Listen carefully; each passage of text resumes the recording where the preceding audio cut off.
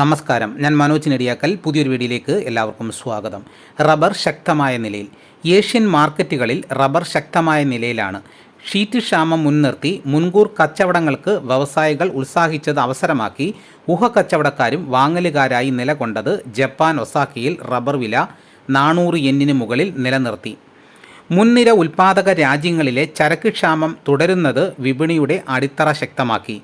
ഈ മാസം രണ്ടാം പകുതിയിൽ തായ്ലൻഡും വിയറ്റ്നാമും ഇന്തോനേഷ്യയും കാലാവസ്ഥ കനിഞ്ഞാൽ ടാപ്പിംഗ് പുനരാരംഭിക്കാനുള്ള തയ്യാറെടുപ്പിലാണ്. അതേസമയം ഒസാക്ക എക്സ്ചേഞ്ചിൽ ബുള്ളിഷ് ട്രെൻഡ് നിലനിൽക്കുന്ന റബ്ബർ ഓവർ ബോട്ട് മേഖലയിലേക്ക് നീങ്ങുന്നത് കണക്കിലെടുത്താൽ ഒരു വിഭാഗം ലാഭമെടുപ്പിലേക്ക് ചുവടുമാറ്റാൻ ഇടയുണ്ട്.